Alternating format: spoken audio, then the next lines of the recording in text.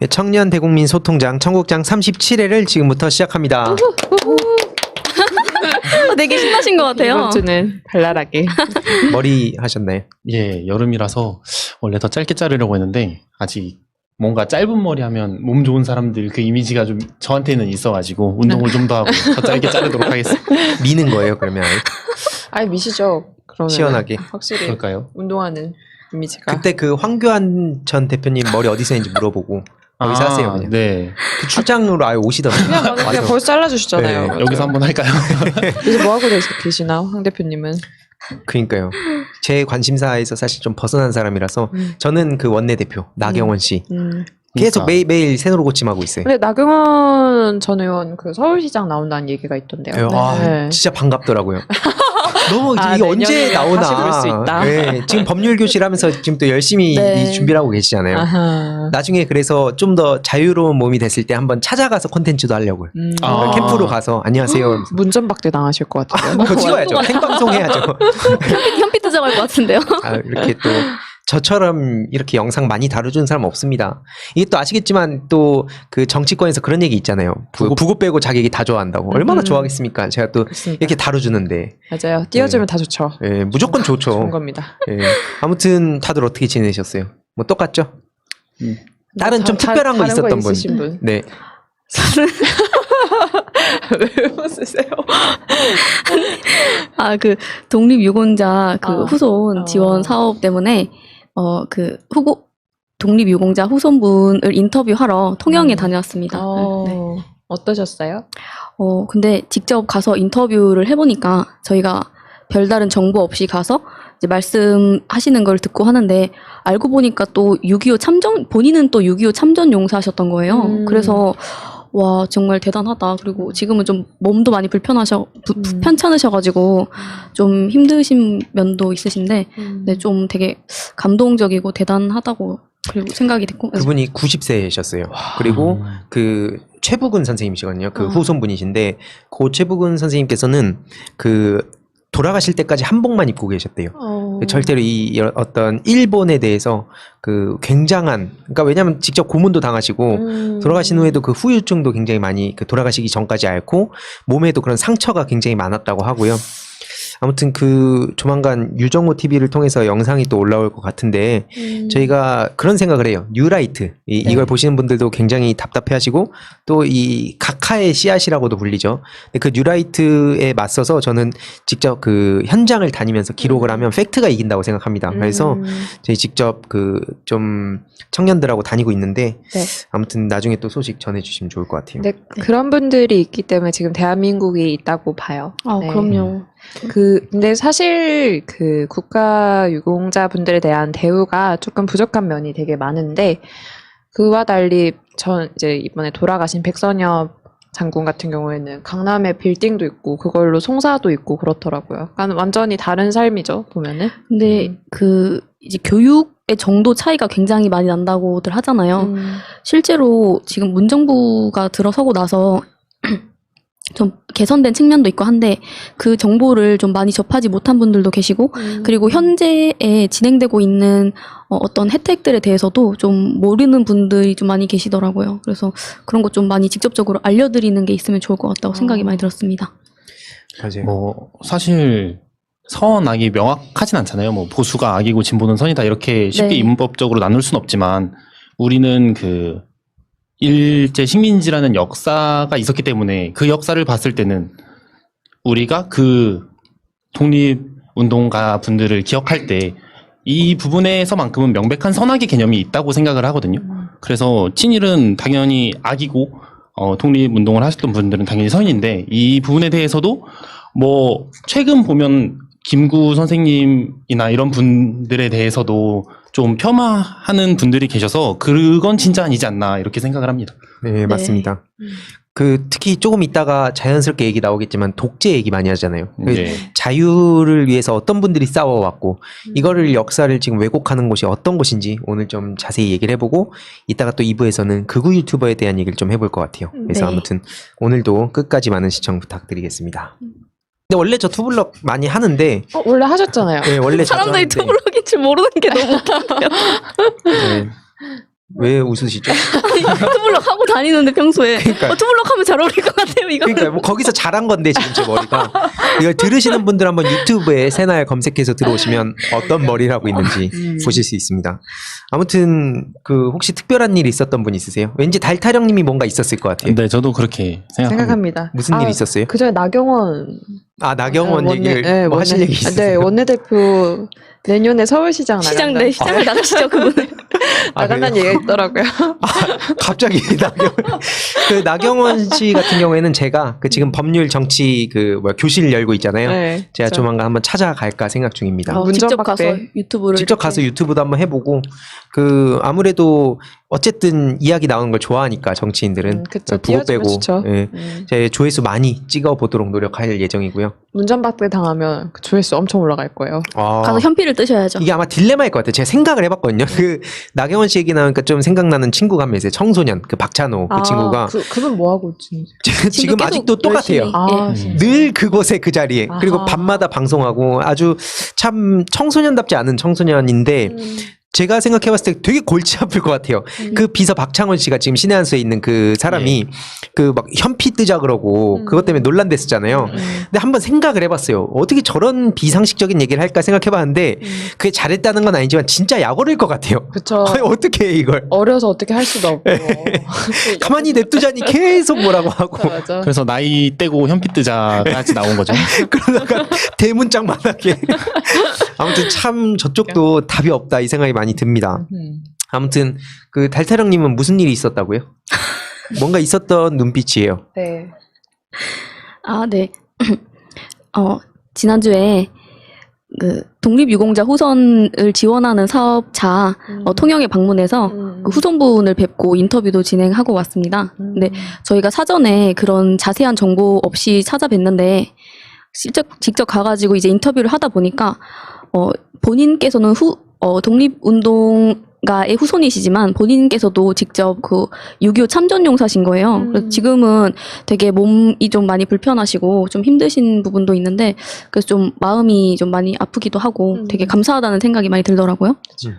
고 최부근 선생님 이 후손분이시고 그 자세한 내용은 유정호 TV에서 보실 수 있습니다. 네, 뭔가 시작할 때부터 벌써 오늘은 좀 체력이 많이 떨어진 기분인데 아무튼, 예. 그분들이 있기 때문에 대한민국이 있는 거라고 생각을 하고 그럼요. 그 백선엽 장군과 다르게 그분은 그 강남에 빌딩이 있는 걸로 지금 가족 송사가 되고 있거든요. 근데 지금 국가유공자 분들 중에는 어떤 복지를 잘 못 받고 그런 정보도 잘 모르고 이런 분들이 많기 때문에 여기에 대해서 정부의 지원이 조금 더 들어가면 좋겠다 이런 생각을 한 적이 있어요. 저도. 맞아요. 좀 디테일하게 보면은 예를 들어가지고 그 자녀분들이 많아도 한 분한테만 간다 하더라고요. 근데 이게 또 그리고 여러 가지 복잡한 내용들도 많은데 이거를 어떻게 하면 좀 풀어서 최대한 그런 분들을 도울 수 있을까?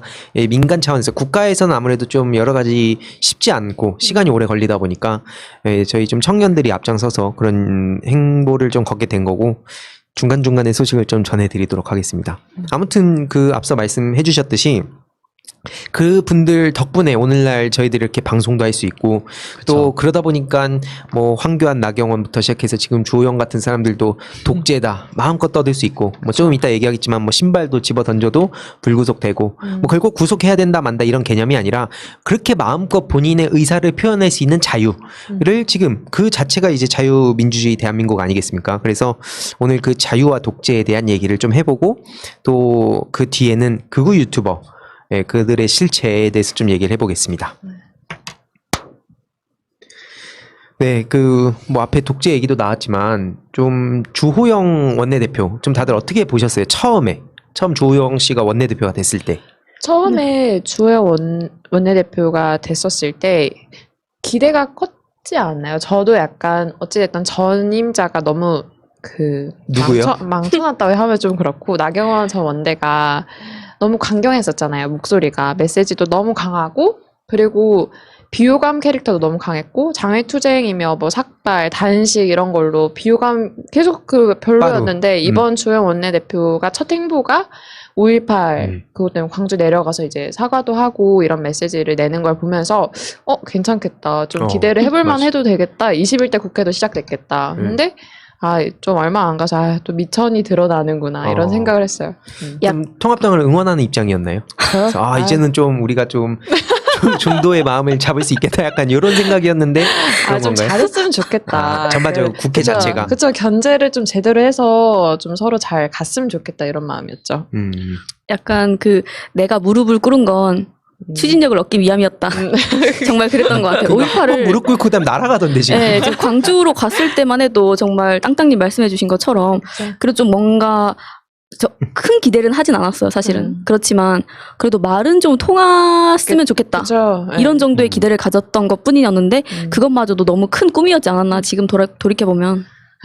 사실 그동안 반대를 위한 반대가 너무 많았잖아요. 그래서 이번에는 반대를 하더라도 대안을 제시하고 같이 더 좋은 나라를 만들기 위한 생산성 있는 회의들이 막 오가고 이러면서 우리나라가 좀 더 발전하고 이런 걸 원했었는데 또 점점 반정부, 반문재인 투쟁 쪽으로 계속 치우치는 게 아닌가 그런 부분에 대해서 좀 실망감이 크고요. 기대는 그렇게 많이는 안 했지만 그래도 내심 기대했던 만큼 실망감이 좀 더 큰 것 같습니다. 최근에 그 박지원 지금 이제 후보자라고 해야 되나요? 후보자. 네. 박지원 후보자를 두고 적과 내통했다 이러면서 또 논란이 됐잖아요. 그럼 그거 어떻게 보셨어요? 아니 박근혜 씨가 통일은 대박이라고 얘기하고 그때 당시에 편지를 직접 쓴 내용에 보면은 정말 많은 내용이 담겨 있잖아요. 근데 그거를 좀 보시고 얘기를 하셨으면 좋겠어요. 그런 얘기를 어디서부터 시작을 했던 건지. 그걸 보고 했을 거예요 아마. 다 알고 했을 겁니다. 적가 내통을 했다 이렇게 얘기를 하는 논리에는 그러면은 박지원 전 의원이 간첩이라도 된다는 얘기예요? 그건 아니잖아요. 어찌됐든 국회에서 두 분 다 중진이시고 같은 국회밥을 드셨는데 그렇게 하는 것 자체가 굉장히 무례한 거죠. 그리고 이번에 문재인 대통령이 되게 이례적으로 여기에 대해서 메시지를 냈잖아요. 이거는 진짜 아니다. 그리고 이런 적이 없었어요. 야당의 메시지가 아무리 강하게 나와도 거기에 대해서 얘기를 안 하시는 분인데 이건 진짜 얼마나 아니었으면은 이런 얘기를 하셨겠어요. 이거 윤건영 의원님이 또 뼈를 때리셨잖아요. 7.4 남북 공동성명 끌어낸 이유락 중정부장 어떻게 생각하냐 이런 거는 무시하잖아요 기본적으로. 근데 저는 아까 앞에도 좀 얘기를 했지만 이러면서 자연스럽게 독재 얘기가 나오잖아요 지금. 오늘도 그 독재 얘기가 또 빠질 수 없이 이렇게 얘기를 했는데 한번 그 얘기를 해보고 싶어요. 이제 거기에 저도 몰입을 해보고 과거에 저도 굉장히 극단적인 보수적인 생각까지 가졌던 입장에서 어떻게 봐야 지금 대한민국 문재인 정부가 독재로 보일까 이런 생각을 좀 많이 해봤거든요. 예, 어떻게 봐야 될까요? 이제 그들의 입장에서 이해를 해보면 아마 왜냐면 이걸 지금 들으시거나 보시는 분들은 다 터무니없다는 걸 아니까 한번 거기에 몰입해서 생각해봤으면 좋겠어요. 왜 독재라고 할까? 내가 한번 그러니까 상임위가 지금 18개가 다 민주당이 가져갔잖아요. 그래서 제가 봤을 때는 통합당이 할 수 있는 거는 밀고 가는 것 밖에 없어요. 이 프레임을 가져가는 거죠. 이 민주당이 지금 독식을 하고 있고 독재를 하고 있고 본인들이 원하는 정책, 메시지를 다 가져갈 수 있으니까 거기에 대해서 프레임을 갖고 가는 것 뿐이지 독재라고 할 게 있나요? 아까 말씀하셨듯이 신발 던진 분도 불구속되는 이 마당에 모든 메시지를 다 낼 수 있는 이 시국에 독재라고 할 수 있는 것들이 있을까요? 어떠세요? 저는 일종의 인지부조화라고 생각해요. 그러니까 자기가 맞는데 총선 이후에 패배가 너무 명백히 드러났고 내가 유튜브에서 본 바로는 우리 세력이 많은데 실제로 드러나는 건 없고 그리고 나는 지금 잘하고 있는데 사람들이 몰라주고 왜 몰라줄까? 언론이 먹혔다.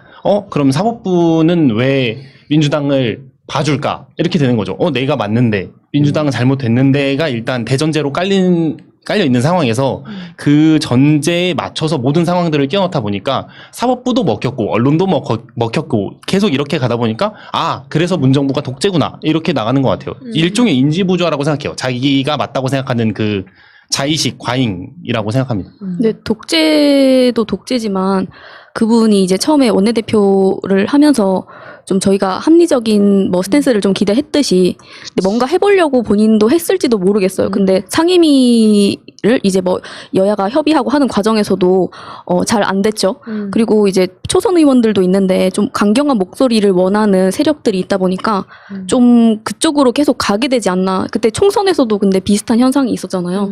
이게 좀 그런 현상인 것처럼 보여집니다. 그리고 좀 걱정이 되는 거는 지금 이런 독재 프레임이나 이런 거에 대해서 또 호응을 해주는 언론과 유튜브가 있잖아요. 그러다 보니까 그게 굉장히 큰 문제라고 생각을 하는데 예를 들면은 뭐 차명진이나 이런 사람들이 막말을 처음에 했을 때는 이게 굉장히 정치인이 저런 것까지 얘기해도 되나? 이렇게 자극적으로 느껴지는데 계속 이런 메시지가 나오다 보면 이제 거기에 점점 무뎌지게 되고 그게 정말 걱정이 된다고 생각해요. 이번에 뭐 좀 이따가도 얘기를 하겠지만 극우 유튜버들이 그런 거에 대해서 영향도 많이 받는 것 같고 네.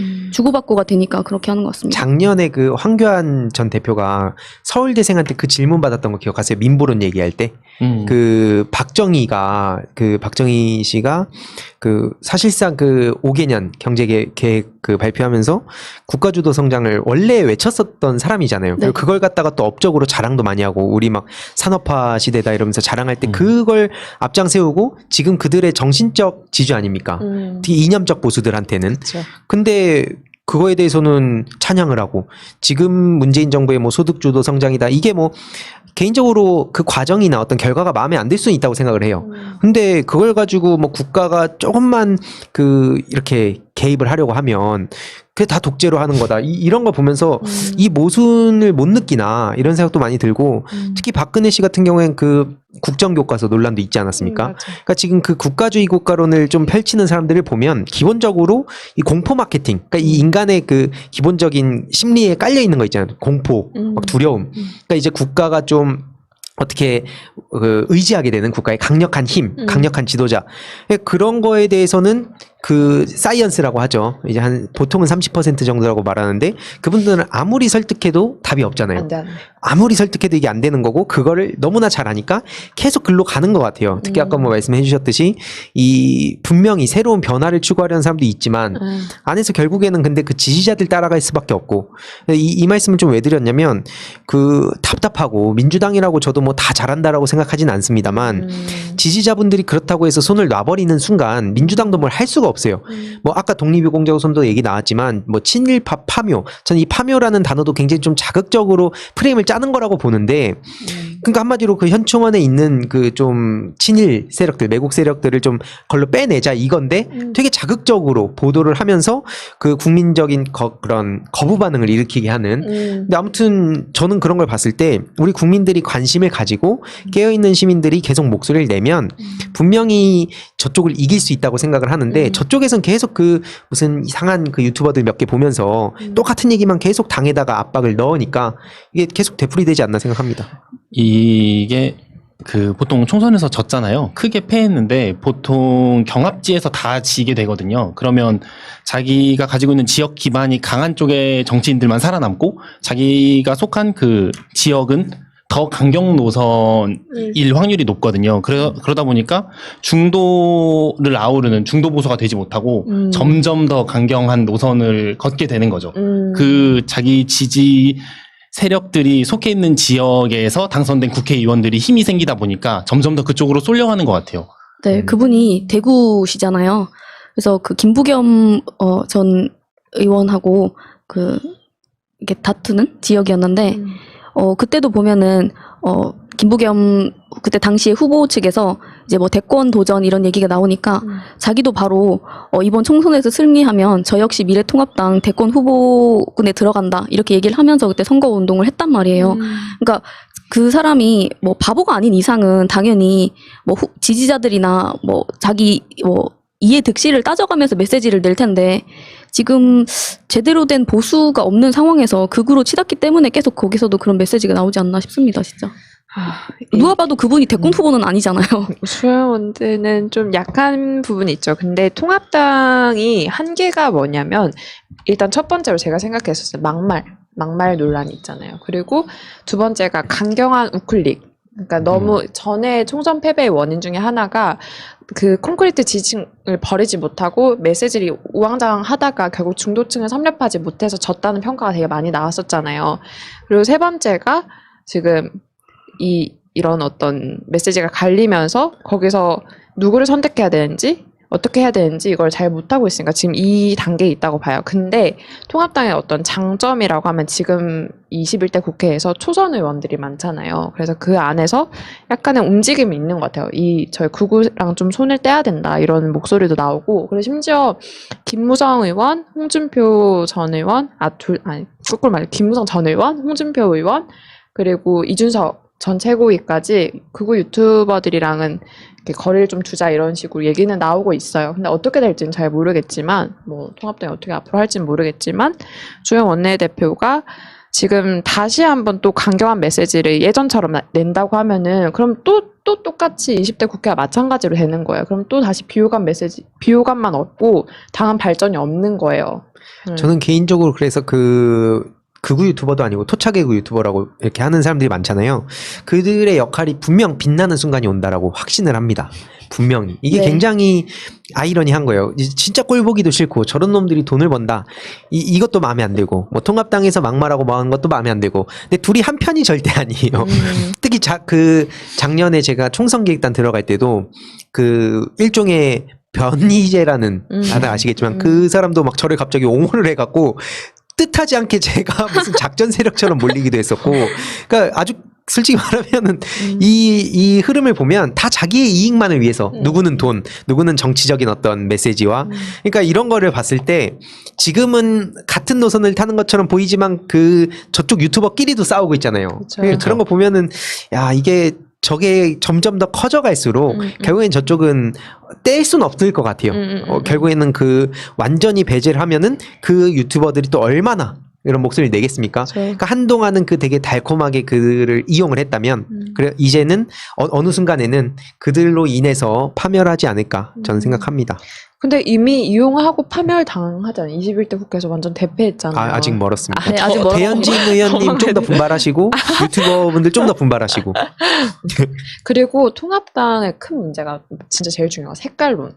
그러니까 이거 너무 시대착오적이잖아요. 그리고 이번에 솔직히 박지원 후보한테 그 말을 한 것도 적과 내통했다 이것도 마찬가지예요. 색깔론을 계속 내밀고 있는 거예요. 그게 그리고 가장 결집하기 좋은 매개고 요인이니까 그런 식으로 어떤 후보자에 대해서 반감 심리를 살려는 것 같은데, 근데 오히려 리얼미터에서 이번에 이인영 후보보다 박지원 후보가에 대한 호의적인 반응이 더 컸잖아요. 그러니까 그냥 근데 그분들은 진짜 북한 없었으면 정치 어떻게 했을지가 좀 궁금하고, 일단은 얘기만 하면은 가장 쉬운 방법으로 빨간 딱지를 붙이는 방법을 택하잖아요. 그러다 보니까 사실 이제 국민들도, 대다수의 사람들도 알거든요. 저게 너무 오래된 방식이고 너무 자주 써서 대다수의 사람들도 그냥 보면 아유 또 저런다 이러고 말기 때문에 이제는 그만 좀 했으면 좋겠고. 맞아요. 사람들이 달리 토착외구라고 하는 게 아니라 일본이 정치하는 방식이 딱 그런 방식이잖아요.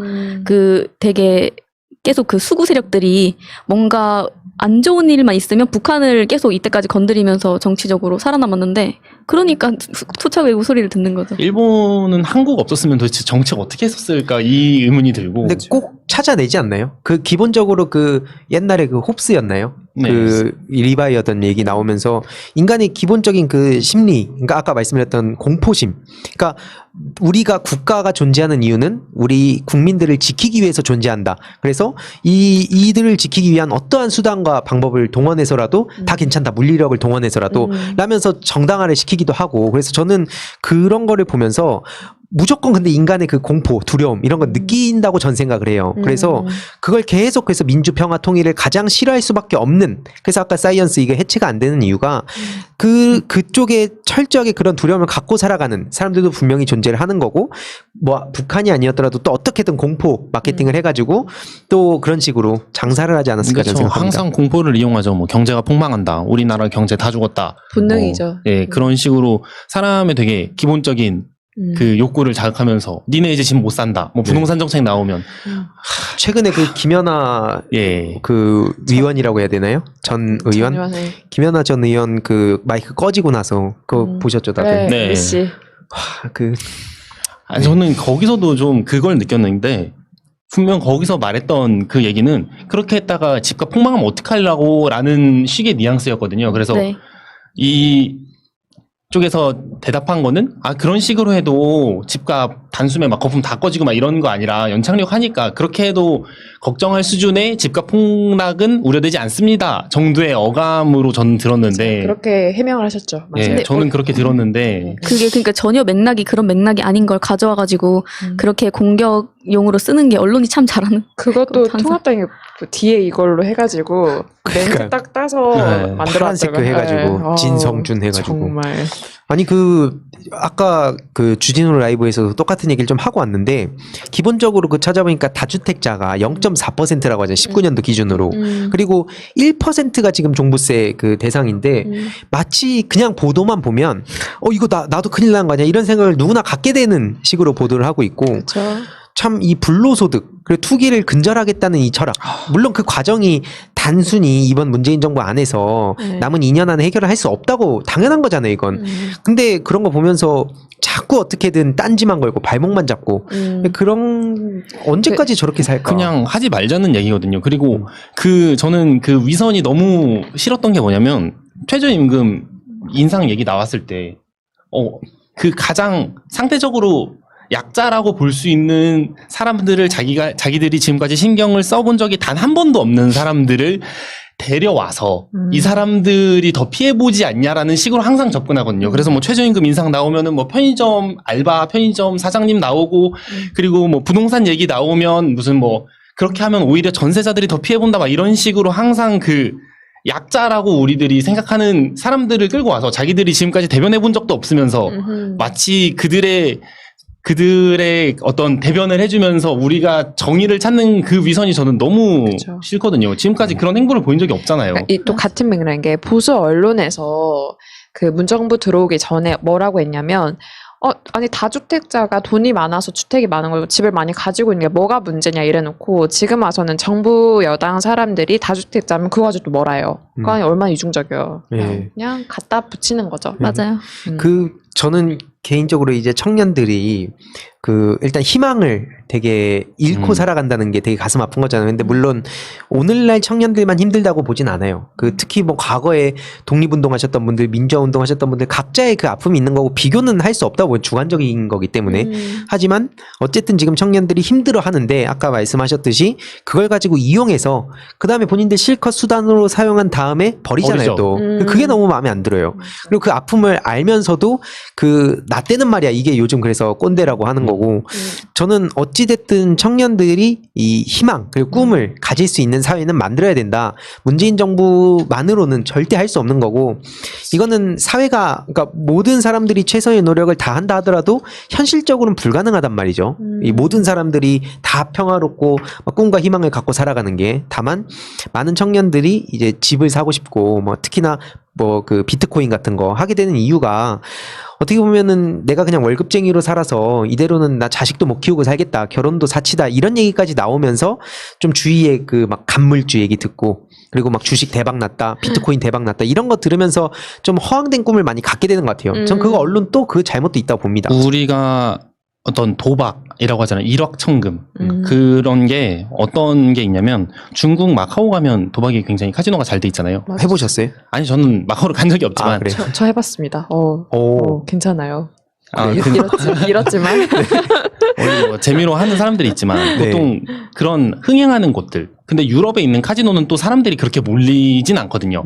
그게 어떤 차이가 있나 봤더니 그런 어떤 빈부격차가 큰 곳은 일확천금의 꿈이 피어난대요. 그래서 내가 어차피 얻을 수 없는 곳이니 그냥 일확천금의 꿈을 꾸고 비트코인이나 이런 게 젊은이들에게 괜히 열풍이 분 게 아니거든요. 우리가 이 계층 상승을 할 수 없을 거라는 생각이 드니까 그럼 이걸 한 번에 할 수 있는 우리의 방법이 뭐가 있을까 하면 비트코인, 갭 투자 이런 쪽으로 계속 연결되는 거거든요. 그래서 이런 부분에 잡아줘야 된다고 생각을 합니다. 저 다시 그 본론에 좀 돌아오면 지금 갑자기 비트코인 네. 얘기를 하고 있는데 그 뭐지 말씀하신 대로 어떤 빈부격차가 있는 곳에서는 그런 꿈이 당연히 나올 수밖에 없는데 그럼 언론의 역할은 뭐냐면 이 격차를 넓히고 혼란을 주고 갈등을 일으키는 게 아니라 이걸 정쟁으로 이용하고 기사화되고 과열되고 이러는 것보다는 어떤 정확하게 이 정책에 대해서 뭐가 문제인지 그리고 어떻게 해야 되는지 정확하게 보고 대안을 제시하는 게 맞잖아요. 근데 요즘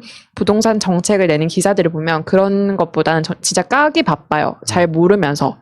네. 이게 서울대 교수 어떤 분께서 또 글을 적으셨는데 전혀 이 상관관계라는 게 없는 예를 들어서 뭐 A가 뭐 오를수록 B도 오른다 이런 그런 영향을 주는 관계가 전혀 아닌데 예를 들어서 지금 물을 마시고 초콜릿을 먹는 건 전혀 상관이 없는 거잖아요. 근데 마치 물을 마시면 초콜릿을 먹어야 된다. 약간 이런 식으로 전혀 상관이 없는 건데 부동산 때문에 뭐 국가 정책 때문에 뭐 이런 식으로 계속 탓만 하는 거예요. 정부 탓만. 근데 아무것도 모르고 보는 입장에서는 그걸 그냥 또 받아들이게 되고 진짜 문제라 생각합니다. 저희가 다음 주에는 막 비트코인이나 어떤 인간의 이런 심리 이런 거 한번 얘기해봐도 좋을 것 재밌을 같아요. 것 같아요. 비트코인 한때 주위 사람들 거의 다 막 계속 새로 고심하고 있지 않은데 맞아. 네. 한번 다음 주에 아무튼 이 부동산과 이건 한동안 계속 이어지는 이슈니까 다음 주에는 부동산, 비트코인 뭐 요즘 청년들이 어떻게 돈을 벌고 싶어 하나 어디에 꿈과 희망을 걸고 있나 이런 얘기 한번 해봐도 좋을 것 같습니다. 로또 하세요? 저 로또 요즘 몇 번 샀는데 안 됐으면 말하지 마세요. 네. 근데 이게 갑자기 없어지면 근데 예를 들어서 돈을 저번에 이제 찬호님도 그 얘기 한번 하셨는데 이제 그 자산이 증식하는 게 훨씬 더 빠르잖아요. 저희가 노동을 해서 돈을 버는 것보다 그러다 보니까 저희가 뭐 하루하루 일해가지고 차곡차곡 번 돈으로는 집도 못 사고 아무것도 못 하니까 차라리 이 푼돈 어디 투자해가지고 뭘 크게 벌려보자 이런 거죠. 맞아요. 사행성이 그런 그런 그쵸. 데서 나오는 거죠. 네, 아무튼 다음 주에 좀 더 많은 얘기를 해보는 걸로 하고 뭐 또 이어지는 내용이에요. 다음 주제도 돈하고 밀접하게 관련이 돼 있는 건데 아무튼 이 부동산 이야기는 앞으로 저희가 좀 계속 해 나가야 될 것 같고 결론은 지금 그거잖아요. 앞에 독재 얘기는 조영 그 원내대표를 비롯해서 신발까지도 던지는 정말 자유로운 사회에서 살고 있다. 이거는 다들 공감하시는 거죠. 독재자가 설사 존재한다고 하더라도 그 독재자에게 당신은 독재자라고 말할 수 있으면 그거는 독재가 아니지 않나? 이런 아니죠. 생각이 들죠. 맞습니다. 그리고 저는 문통이 그 박지원 후보를 이렇게 끌어안은 거는 포용한 건 전 정말 잘했다고 봐요. 왜냐하면 박지원 후보라고 하면 어찌됐던 문재인 대통령과 대척점에 있었던 분이잖아요. 예전에 별명 문모닝이셨잖아요. 박지원 후보가. 그렇지만 이분이 어쨌든 남북 정상회담을 이끌었던 주역이고 또 대북통이었고 그리고 그 야당까지 같이 함께할 수 있는 후보라고 생각을 하셔서 이렇게 한 거잖아요. 저는 정말 좋은 후보라고 봐요. 박지원 후보가. 주변에서도 절대 다수의 국민들이 거기에 대해 그 결정에 대해서 굉장히 많이 지지하고 있습니다, 진짜. 네, 감사합니다. 좋습니다. 다음에 그 남북 관계에 대한 얘기도 좀 해보면 좋을 것 같아요. 이인영 지금 후보자하고 임종석 특보하고 또 박지원 후보자하고 네. 네, 아무튼 그 할 얘기가 참 많죠. 네. 아무튼 그 돈과 극우 유튜버 뭐 어떤 예. 분이 그냥 편하게 얘기하실래요? 얼마 전에 그 박원순 서울 시장님께서 그렇게 안타까운 사고가 일어난 이후에 그 가세연에서 방송한 게 많이 문제가 됐었죠. 그래서 오늘은 그 방송에 대한 문제점 그리고 그 천륜 그러니까 폐륜적인 그 극우 유튜버들에 대한 얘기를 조금 해봐야 될 것 같습니다. 그렇죠. 가세현이 그 슈퍼챗 세계 1위잖아요. 왜 8억? 예. 예. 8억. 예. 참 이게 말이 8억이지. 이게 참 그러니까 이게 뭐 제가 방송에서 지난번에도 얘기했는지 모르겠지만 좋은 데 나와갖고 나름 되게 안정적인 삶을 살 수 있는 친구도 나 유튜브에서 얼마 버냐. 그러니까 이게 기본적으로 유튜브 하면 떼돈 번다라는 인식이 그 되게 많잖아요. 그래서 직장 다니다가 조금 유튜브 막 시작했는데 뭐 얼마 안 하니까 막 30만 원이 들어와. 그 다음에 막 100만 원이 들어와. 그러니까 바로 퇴사해버리고 망하고 이런 경우도 되게 많잖아요. 요새 유튜버들 보면 어떤 우리나라가 나아가야 할 방향 이런 더 같이 잘 살기 위한 그런 방향을 모색하는 게 아니라 그냥 돈을 쫓고 있다는 생각이 들거든요. 대표적으로 성재준 씨도 맨 처음에 시작했을 땐 그런 유튜버가 아니었잖아요. 근데 어느 순간에 유튜브를 하다가 문재인 정부를 욕을 했더니 조회수가 막 폭발하고 그쵸. 이러다 보니까 그 여기가 돈이 있는 곳이구나. 하고 이제 많이 변하는 모습을 봤는데 과연 이게 보수의 이념인가? 돈을 그냥 단순히 쫓는 거잖아요. 그래서 이런 부분에 대해서는 이거 진짜 어떻게 해야 되나 그런 고민이 진짜 많아요. 영향력도 사실 큰 것도 사실이고. 유튜브 영향력이 진짜 커요. 제가 한의원을 갔는데 그냥 이건 제가 엿들은 건데 의사 선생님이랑 이제 환자분이랑 얘기를 하는데 요새는 자기 뉴스를 안 본대요. 뉴스를 안 보고 유튜브를 보면은 오히려 현장감이 더 있고 더 사실을 알려줘서 자기는 유튜브를 본다는 거예요. 그 환자분께서. 그래서 진짜 다 유튜브를 하고 그리고 전 여기에 대해서 기성 언론이 얼마나 잘 못했으면 이 정도가 됐나 하면서 그리고 전 이런 건 진짜 확실히 더 많아져야 된다고 생각을 하거든요. 근데 가짜 뉴스를 규제할 수 있는 방법은 있어야 된다고 봐요. 여기서 너무 가짜 뉴스가 많이 나오잖아요. 유튜브에서 문제가 되는 막말 논란 이런 지금 아까 말씀하신 사자 명예훼손에 준하는 이런 사건들이 일어나고 있으니까 여기에 대해서 어떤 방향은 있어야 될 것 같아요. 네, 저도 웃긴 얘기를 아까 하시니까 들었는데 그걸 보시는 분들께서 이제 그 신의 한수, 가세현 이런 데서 TV조선 채널A도 안 알려주는 고급 정보들을 알려준다는 거죠. 거기 가짜뉴스잖아요. 가짜뉴스 많잖아요. 저는 근데 이게 되게 좀 애매한 선상에 있다고 보는 게 법적으로 규제를 하려고 하다 보면 예를 들어서 언론을 어디까지를 언론으로 인정할 것인가 이런 문제가 또 생기는 거고 이번에 아까 이제 시장님 얘기를 해주셨지만 그때 당시에도 브리핑을 하는데 언론들이 이제 질문을 하는 데서 신의 한수가 굉장히 많은 질문을 또 했죠. 근데 그거를 질문하는 거기를 언론으로 또 봐야 될 것이냐. 근데 또 언론으로 안 보자고 하면 이 법망을 또 빠져나가게 되고 그게 굉장히 좀 복잡하고 어려운 맞아요. 문제라고 생각이 되거든요. 그게 저는 언론사 그래서- 아니죠. 등록 안 된 걸로 알고 있는데. 신의 한수가 언론사가 아니지 않아요? 아닌 걸로 네. 알고 있어요. 예, 근데 그러니까 근데 국회 출입은 하는 걸로 알고 있어요. 국회 출입은 하는데 그때 민주당에서 쫓겨났잖아요. 조국 전 장관 네. 기자간담회 때 쫓겨나더라고요. 어제 여기서 이 부분도 되게 그래서 좀 많이 개선돼야 될 부분이라고 생각이 되는 게 그런 극우 유튜버들은 그렇게 출입을 자유자재로 하는데 민주진영 유튜버들은 그렇게 못해서 저번에 아까 말씀해 주신 것처럼 논란이 된 적도 있는데 근데 언론을 만약에 아니라고 했을 때는 근데 실제로 그 사람들이 심지어 공공의 영역까지도 확장을 계속 해가면서 가짜뉴스를 뿌려대고 있는데 그러면 이건 언론이 아니기 때문에 규제를 못하냐 이런 문제들이 또 생겨버리니까 궁극적으로는 그 미디어 리터러시 교육 같은 거를 이제 해서 이제 자라나는 청소년들한테는 그런 걸 해야 되겠지만 지금 이미 다 자란 분들한테는 어떻게 하면 좋을지 진짜. 그러니까 어떻게 해야 돼요? 근데 규제 영역이 진짜 모호해요. 네. 모호하긴 해요. 오히려 규제를 했다가 그걸 피해가게 될 수 있는 명분을 만들어 주는 걸 수도 있어서 네네. 진행이 좀 잘 안 되는 게 있는데 이제 일단 보시는 분들 입장에서 보면은 답답하잖아요. 또 징벌적 손해배상제 막 한 100배, 1000배 해버리면 되는데 왜 국회에 일 안 하냐, 민주당 뭐 하냐 이런 글들이 좀 보여서 제가 말씀을 드리면 이게 그렇게 해버리면 이제 속은 시원하지만 현실적으로 이게 또 통과시키는 과정이 있어서도 쉽지 않고 또 그 법망을 교묘하게 어쨌든 피해가는 이게 유권 해석 차원에서도 되게 많이 복잡하잖아요. 어떤 문구를 교묘하게 피해갔을 때 그건 이미 법을 만들었는데도 저건 그럼 어떻게 할 것인가 더 큰 문제가 생길 수도 있어서 굉장히 디테일하고 이렇게 좀 신중하게 접근하고 있다. 뭐 이 방치해두고 있는 건 아니다라는 얘기를 좀 대신 하고 싶었어요. 민주당에서. 네, 네. 맞습니다. 이게 슈퍼챗이 쏘아지면 30을 구글이 가져가잖아요. 네, 유튜브가 30%를. 가져가는데 그러다 보니까 구글이 오히려 그런 신의 한수나 가로 세로 연구소가 뭐 전 세계 슈퍼챗 1위다 보니까 어떻게 보면 자기들의 노다지잖아요. 그래서 그 부분에 대해서 조금 방관하고 있는 게 아닌가 이런 생각이 좀 일단 좀 들고 그리고 사실 이게 뭐 개인 유튜버들이 그런 유혹에 언제나 쉽게 빠질 수밖에 없을 것 같아요. 뭐 다 같이 안 하는 그런 시스템이 존재하지 않는 한 나 혼자 안 한다 그러면 나 혼자 피해보는 지금 구조처럼 돼버린 상황에서 유튜버들이 항상 그런 욕구를 느낄 것 같아서 저는 구글이 플랫폼을 제공하는 차원에서 구글 쪽에서 어떤 제재를 가해야 되지 않나 그리고 그 제재가 빠르고 신속하게 가해져야 되지 않나 그렇게 생각을 하는데 그러니까 저도 심정적으로는 똑같이 생각하는데 이게 참 애매한 게 뭐냐면 저쪽에 하면 또 바로 정치적으로 엮어버리니까 우리만 탄압한다. 네. 뭐 그러면서 이제 이쪽 유튜버 몇 개 갖고 와갖고 쟤네들은 뭐 했는데 이러는 순간 이제 개싸움이 돼버리니까 네.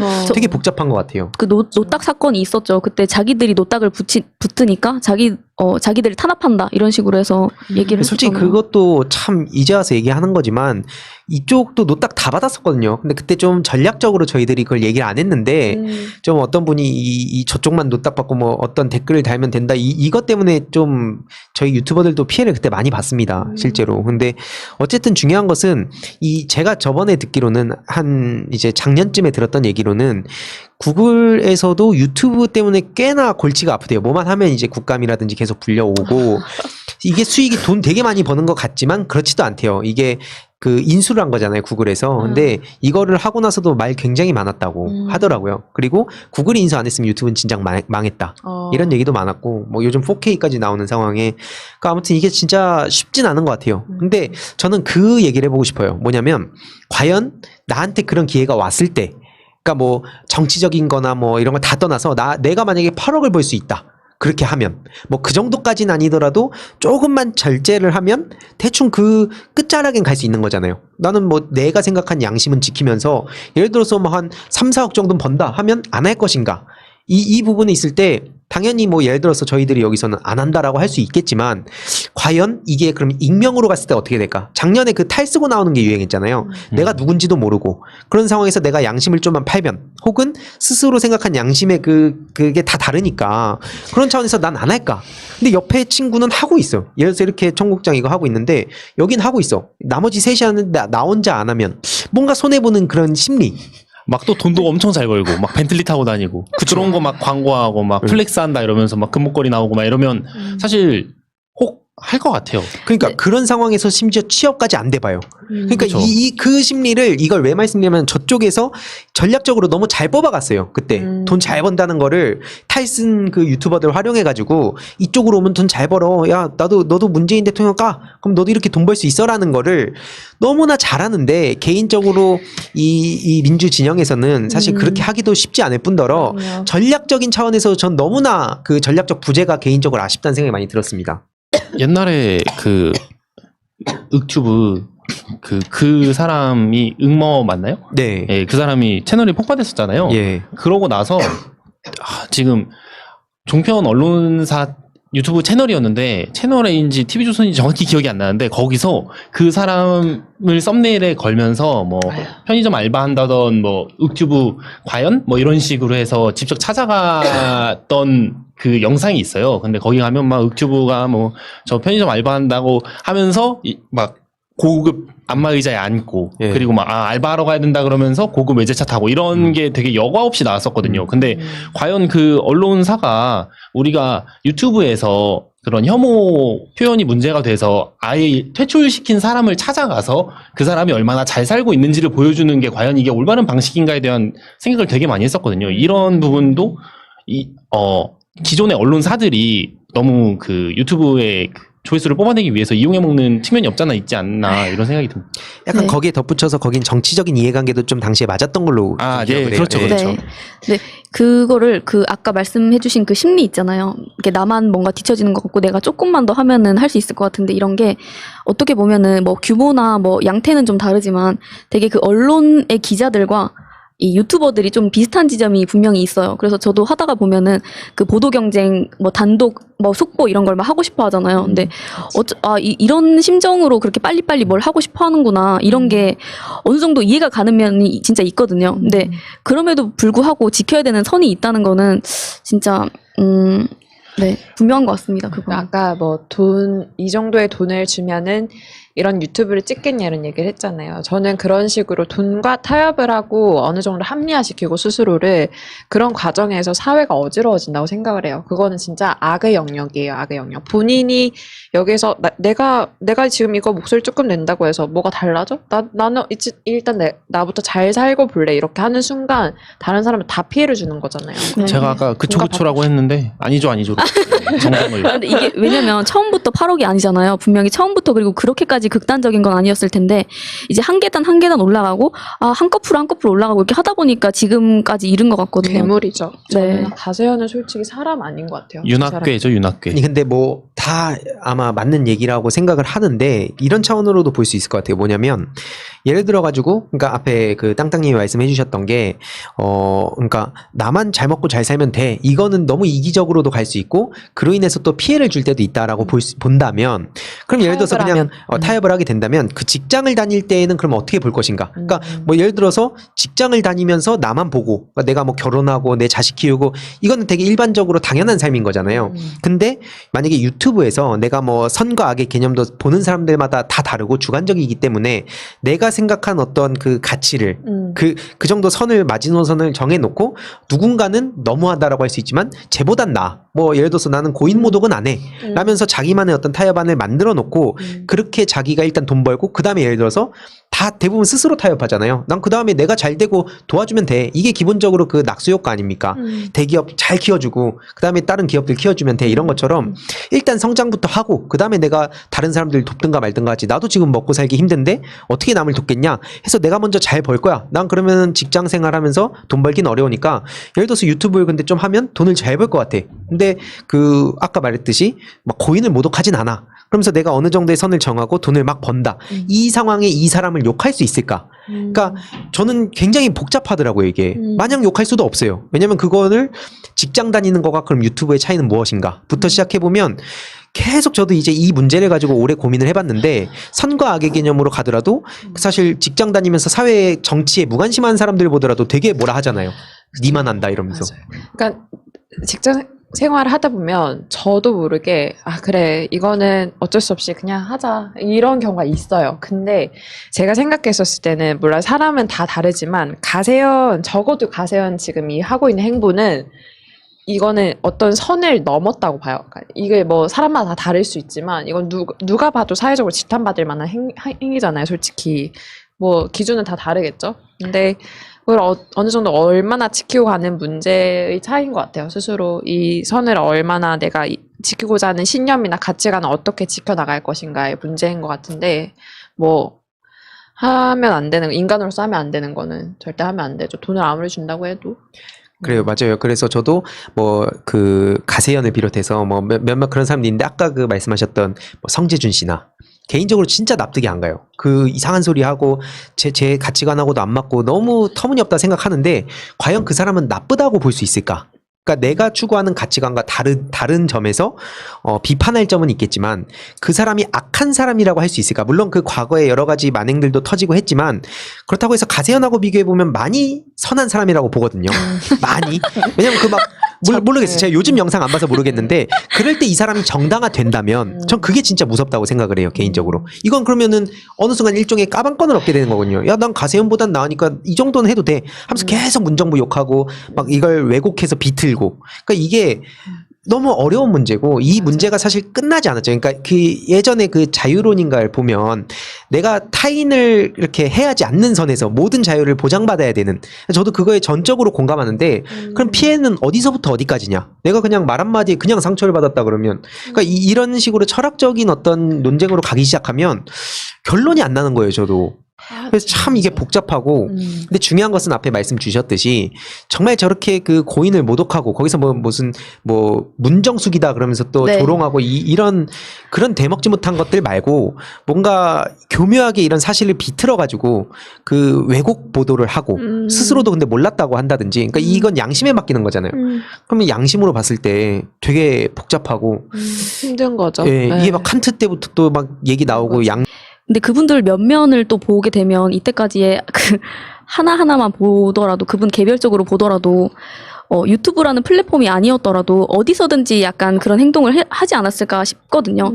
예를 들면은 그 뭐 상대적으로는 그 변호사 하셨던 그 강용석? 네, 강용석 씨에 비해서 다른 두 분이 이제 뭐 기자 하시고 하다 보니까 이제 인지도가 좀 낮긴 하지만 근데 그 예전에 김용호 그 기자 네. 기자를 보면 그 홍가혜라는 여자분이 계신데 세월호 사건 당시에 네 그분 한 사람의 인생을 진짜 완전히 망쳐놨어요. 근데 그런 것만 보더라도 그게 몰라서 그런 게 절대 아니거든요. 저 근데 뭐 어떻게 망쳤어요? 그분이 악의적으로 이 여자를 완전 정신병자처럼 만들어서 이 제대로 된 일상생활을 하지 못하도록 만들었어요. 전국에 이 사람은 그냥 미치광이에다가 관심종자에다가 정말 막 재해가 일어나는 곳에 제 발로 막 찾아가서 그런 이상한 여자를 만들어 놓은 거예요. 가짜 뉴스를 퍼뜨리는. 김용호. 그래서 근데 이게 자기가 몰라서 실수로 한 게 아니잖아요. 정말 악질적으로 한 사람을 정말 조진 거죠. 네, 그렇게 해야겠다고 생각을 해서 한 거거든요. 그 부분이 정말 악의적이었다고 생각이 되는 거죠. 네. 그러니까 이게 진짜 저도 전적으로 100% 공감하는데 참 어려운 부분이 그런 것 같아요. 예를 들어서 저희들이 의혹 제기를 막 하잖아요. 곽상도는 누가 봐도 악의를 가지고 의혹 제기를 하는 거잖아요. 의혹 제기를 가장한 막말. 근데 이게 스스로의 양심에 묻게 되는 순간 이게 되게 복잡한 거예요. 뭐 국내도 아니고 너 이건 누가 봐도 거짓말이야. 아니 내가 진짜다라고 말하면 어떻게 판단할 것인가. 그러니까 이게 방금 말씀 주셨듯이 저도 그렇게 봐요. 근데 스스로가 아니다 난 진짜로 그렇게 생각해서 내 생각을 말한 거다 하면서 표현의 자유를 갖고 오고 막 그렇게 하면은 이걸 어떻게 저 사람을 논리적으로 무너뜨릴 수 있을까. 물론 논리적으로 꼭 무너뜨려야 된다는 건 아니지만 그런 부분에 있어서 그러면 내가 만약에 누군가가 똑같이 프레임을 씌우잖아요. 일베가 그거 되게 잘하는데 야 니도 그러면 이런 의혹 제기하는 거 니 뭐 예를 들어서 뭐 가짜뉴스 이번에 저 고소 고발도 당했지만 그런 거 니도 악의를 가지고 대놓고 한 거 아니냐라고 했을 때 해명할 길이 없는 거예요. 아니었다라고 말을 해도 이미 그렇게 이렇게 그 좌우로 나뉘어가지고 무슨 말이든 그렇게 엮어버리니까 와 설명이 안 되는 거예요. 그래서 제가 이 얘기를 계속 한 겁니다. 네, 사회적으로 이게 아까 말씀해주신 것처럼 철학으로 들어와가지고 생각하고 이 사색을 하는 순간 정말 끝도 없어지는 것 같고 근데 독일이나 뭐 오스트리아 이런 데서는 홀로코스트를 부정한다던가 이러면 그걸 범죄 취급을 하잖아요. 그렇죠. 그런 것처럼 뭔가 사회적으로 합의하는 과정이 필요하고 이게 좀 규제가 필요하지 않나 생각을 하긴 합니다. 맞아요. 최근에 조국 전 장관님 그래서 칼 뽑으셨잖아요. 네. 이제 손해배상 청구나 그쵸. 정정보도 청구를 하신다고 했는데 저도 여기서 공식적으로 처음 그거 하는데 일베 조만간 제가 고소를 하려고 하거든요. 여기 단독인가요? 진짜? 네, 여기 청국장 처음, 단독. 예, 단독. 처음 단독인데 그런 몇몇 본보기를 보여줘야 돼요. 네. 이게 웃긴 게 제가 그러고 나서 생방송에서 그때 얘기를 했어요. 내가 이거는 냅두지 않겠다니까 그리고 나서 들어가니까 삭제돼 있더라고요. 뭐예요? 그 무슨 게시물? 그때 일베. 뭐 저 막 패드립 저희 조선 어머니. 쪽이었다는 얘기. 저번에 네, 조선족은 양호해요. 아. 조선족은 아까 그 성재준 같은 느낌. 그 일베에서 그 가세형 같은 막말을 한 사람이 있거든요. 그래서 일단 제가 조만간 고소를 할 예정이고 그런 본보기를 몇 번 보여줘야 공포를 느끼죠. 두렵고. 그러니까 진짜 인생 실전이잖아요. 그쵸. 네, 실전이죠. 본보기를 한번. 실전을 한번 보여드리고 다음에 좀 좋은 사이다. 좀 답답하셨을 텐데 이제 저희도 할 수 있다라는 거를 좀 보여드릴 예정입니다. 그때 그 자리 맡고 계셔서 안 하셨죠? 약간 그것도 있고 굳이 뭐 이렇게까지 해야 되나 싶었는데 제가 요즘 생각해보니까 너무 괘씸한 거예요. 그래서 저러면서 그냥 막 떠들어대니까 몇몇 이게 걸려야 그 김가연 누님이 또 그걸 잘하시잖아요. 청정구역. 그래서 그런 걸 좀 보여주고 돈 많으면 악플 많이 달아라. 그렇게 얘기를 하고 싶습니다. 괜찮네요. 예. 아무튼 이 돈과 관련된 얘기도 또 끝이 없을 텐데 예. 네, 아무튼 오늘도 좀 돈과 어떤 인간의 그 기본적인 심리에 대한 얘기를 한 것 같아요. 저도 앞에 말씀하셨던 거 전적으로 공감하는데 제가 일베에서 주로 저를 타겟을 할 때 이게 해명하기가 어려워서 그 질문을 던진 거거든요. 그래서 이걸 보시는 분들도 좀 좋은 답이 있으면 이렇게 채팅창에 남겨주시면 저도 많이 참고를 하겠습니다. 이게 사실 정답은 없잖아요. 이게 어떻게. 이제 고소 당하신 분은 이제 황희도 독재한다고 얘기하는 거 아니에요? 제가 엄청난 뭐 그러니까 권력자인가요? 그분들이 독재의 뜻을 잘 모른다는 소리죠. 그러니까 몰라서 그냥 아무데나 그런 얘기를 하는 게 아닐까 싶기도 합니다.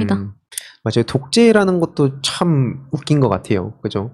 독재? 진짜 독재를 했던 이승만, 막 박정희 이런 사람들한테는 그 찬양한다 그러고 심지어 최근에 주호영 원내대표도 그랬잖아요. 그런 거 보면 이 참 모순적이다. 네, 모순적이죠. 아무튼 그 결론적으로는 항상 늘 결론이 같은데 우리 그 깨어있는 시민분들 덕분에 저는 우리 사회가 조금 더 좋은 쪽으로 진보한다고 믿는 입장이고 그 민주당이라고 다 잘하는 건 절대 아니지만 그래도 그 최대한 이렇게 노력을 하는 의원들 열심히 응원해 주시면 좋겠고요. 아무튼 또 그 앞으로도 민주당의 다양한 이야기들 뿐만 아니라 청년들의 이야기도 많이 전하는 방송이 되겠습니다. 네. 오늘 마무리는 그러면 달타령 님이 시간 끄는 것 같은데요? 네, 웃으면서. 아닙니다. 네, 요즘에 이렇게 좀 안 좋고 다운되는 이런 뉴스들만 있는 와중에 희도님께서 좀 좋은 소식을 많이 가져다 주셨으면 좋겠습니다. 네, 감사합니다. 오늘 그 37회도 재미있게 들어주셔서 정말 감사드립니다. 다음 주에 봬요. 감사합니다. 감사합니다. 현재로 저들의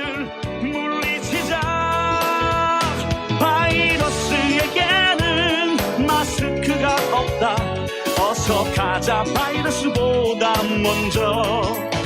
그러니 내일보다 먼저 가자. 우리들의 희망을 형제이게 하자. 설령 그것이 내일이라 해도 현재로 저들을 물리치자. 바이러스에게는 마스크가 없다. 어서 가자 바이러스보다 먼저. 바이러스에게는 마스크가 없다. 어서 가자 바이러스보다 먼저.